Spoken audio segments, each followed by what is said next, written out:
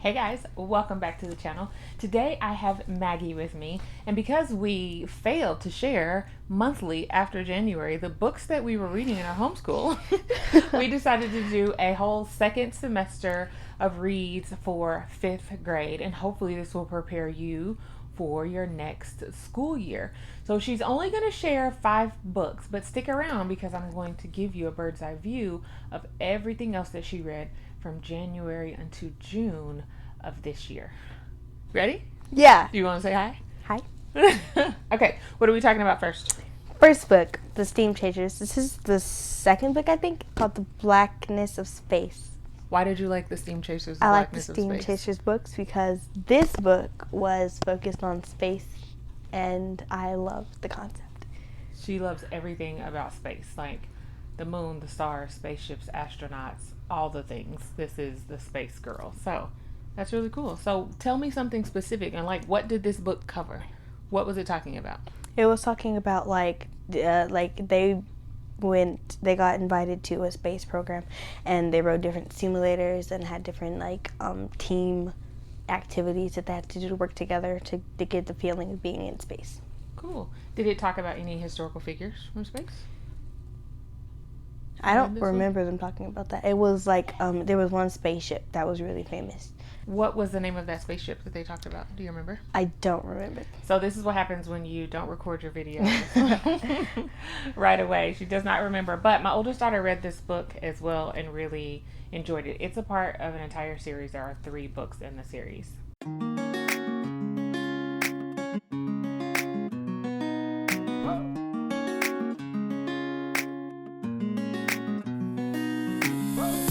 Okay, book number 2 is Amira and Hamza, The Quest for the Ring of Power. I keep cutting her off. Okay, say it again. Amira and Hamza. The Quest for the Ring of Power. The Quest for the Ring of Power. We have talked about this book before.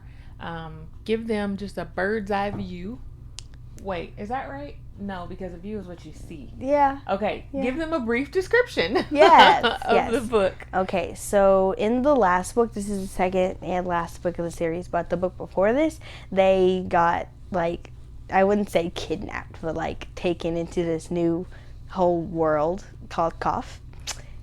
It's spelled Q-A-F, not the regular Kof. Ah, gotcha. Okay.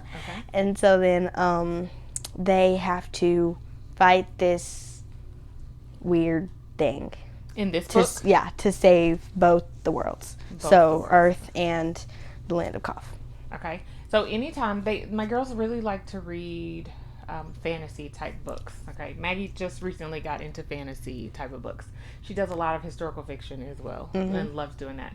So in fantasy books, we always bring these back to real life because while my girls do enjoy fantasy, I don't want them to get lost in fantasy and start to believe that fantasy is real world, because it is not. It is, in fact, fake. Yes, it is fantasy. So we always bring this back to God's word and what that says, and how we can see how this book aligns or does not align with what God's word says. So can you give them just kind of a summary of how you feel like it doesn't align, or how we can turn this into an alignment for our lives, for growth and purpose in our lives from this book?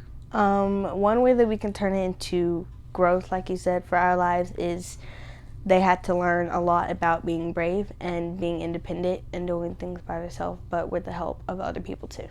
Okay, so that for us, that help of other people, or that help would look like us seeking who? God. That's correct. Seeking God's word so that we have the direction that we need to continue to thrive according to his will, right? Mm-hmm. I love that. Good. Yeah. Would you reread this? I would. It would take me a while. It's thick, but I would. That's a big deal for her to do a reread.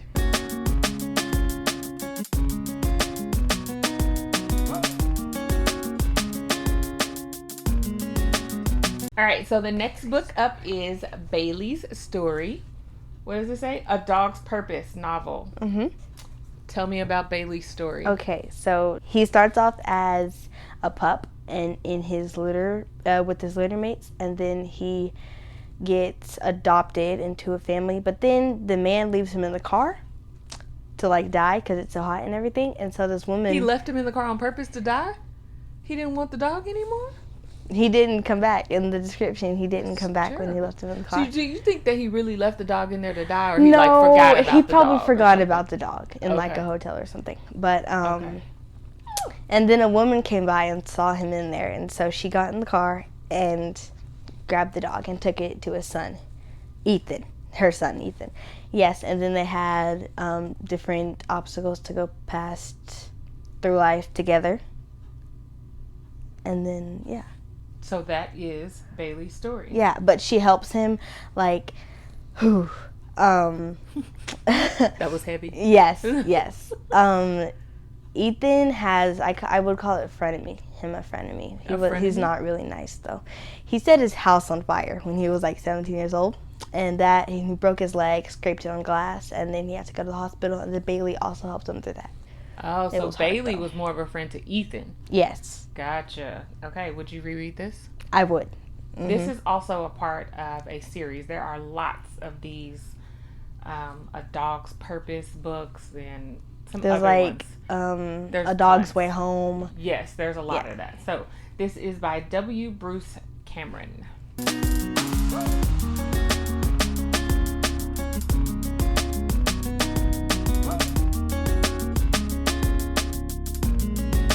Okay, the next book that she wanted to talk about is If You Read This. And this is by Corinne Gettin, which she is also the author of When Life Gives You Mangoes. And my oldest read that. Did you read Life Gives You? I didn't. She has not read When Life Gives You Mangoes. I cannot talk. But, okay, so let's talk about this. What do you think? What is this one about? If You Read This. Mm-hmm. So her mom dies. Not in the book, but it talks about her mom dying. When she was like 5 or 6 years old, and she's 12 now, and her birthday comes around, and her dad works a lot, and so she wasn't here for her birthday. At the time, he was supposed to be there, but he was late, and she didn't want a huge birthday, but her grandmother and aunt gave her that anyway, and she didn't feel like it was the best birthday because when her dad wasn't there, and they didn't do what she wanted to do for her birthday. But then when her dad got there, he gave her the present that her mom wanted her to have when the dad thought she was ready for it. And so it was like a book that she wrote for the girl in the book, and a little bit of something else. But when she read the book, it was like they had a treasure hunt in it, and the treasure hunt was featured around her grandpa's house, which at the time he was sick.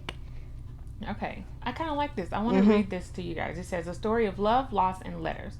When Bree was younger, her mama used to surprise her with treasure hunts around their island town. After she died 3 years ago, these became Bree's favorite memories.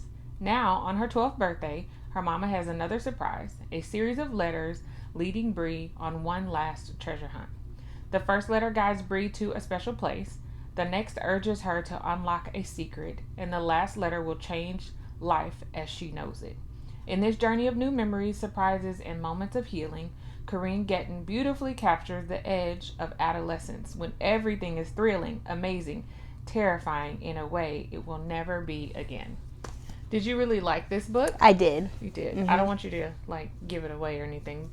My oldest really loved the When Life Gives You Mangoes. And I think she also read that. If you read this. Yep.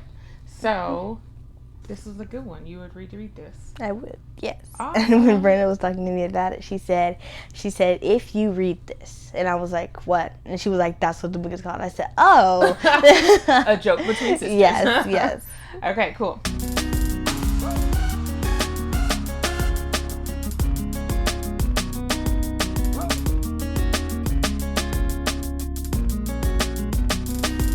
All right, it's a little weird, y'all, but stick around because I think there is a really good message, and we talked a lot about this book, even as a family with my oldest daughter, because she had not read the book.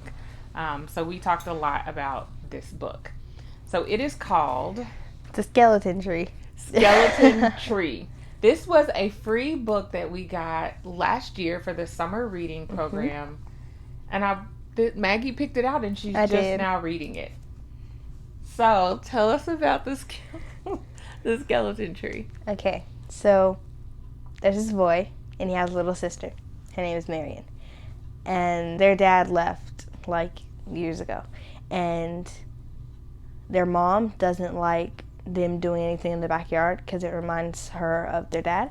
But then one day they see this like finger growing out of the ground, like a skeleton finger. And so they come back like a week later, and it's the whole hand. Don't give up the whole arm. book, though. No? Don't give up the whole book. Uh-huh. Okay. Yeah, okay. And it's pointing at him, and he's like, whoa. So then they come back like a couple weeks later, and it's to its feet, but like not much. Like it's almost covering the whole foot. And so then they come back the next time, and it's gone. They're like, whoa. Dun, dun, dun. So then they come back like the next day and find him standing there, but waving to them, looking out the window. And Okay, but wait, I don't want you to give it away. okay, yeah, Okay. I'm there. You're So there. then, yeah, they try to take a picture of him for this discovery thing that they got into. Competition, right? Yeah, it's a discovery competition. And then they get like a bunch of money if you win the prize of what you discovered. So then they try to take a picture of it, but through the camera, he has a sheath in his hand and a red cloak on, like a maroon cloak on. And it's really weird, right? So then when they take the camera off of it and just look at it through their eyes, they see a plain white skeleton. And they're like, that's weird. And so then, but Marion in that time is sick. She's the younger sister. She's sick, like really sick, on the verge of dying.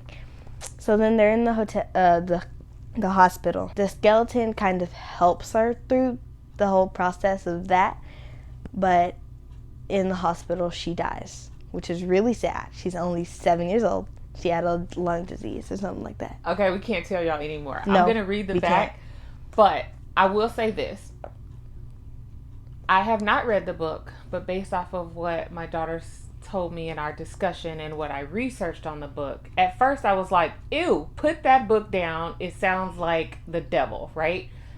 We're talking about having a sheath in his hand and he's got a cape on and all the things, right? So, I mean, initially I'm like the Grim Reaper. Like, no, we're not doing that because it's weird, right?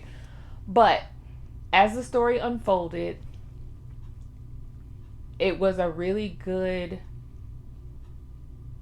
thought process, I guess the word I'll use, of how what I'm going to say is God sends people and things to take care of us even when we don't expect it or it doesn't look how we think it should look. So he sends someone to do some things for us, but because we have this idea of what it's supposed to look like, we're like, get away. We don't want anything to do with you in this. And of course, we're standing on God's word. So we're not changing the interpretation of God's word when we're looking for something that he told us he would send us. But just because it doesn't look exactly how we feel like it should be packaged, a lot of times we kind of turn our nose up to it. Yeah. So that's what the conclusion that we came to, all of us discussing this book. And I was like, no way would they make a book that's as negative as it seemed when they were talking about it. Because at first when I read it, I was like, that's horrible for the author to do that. Exactly. So listen to this. It says, there are lots of things that grow in backyards. Bones aren't one of them. 12-year-old Stanley knows the bone growing in his yard is a little weird, but that's okay because he'll have the perfect photo to submit to the Young Discoverers competition. With such a unique find, he's sure to win the grand prize. But oddly, the bone doesn't appear in any photos. Even stranger, it seems to be growing into a full skeleton, one that only children can see. There's just one person who doesn't find any of this weird, Stanley's little sister. Mischievous Mirren adopts the skeleton as a friend, and soon the two become inseparable playmates. When Mirren starts to grow sick, Stanley suspects that the skeleton is responsible and does anything and everything in his power to drive the creature away. However, Mirren is desperate not to lose her friend, forcing Stanley to question everything he's ever believed about life, love, and the mysterious forces that connect us. Check it out, y'all.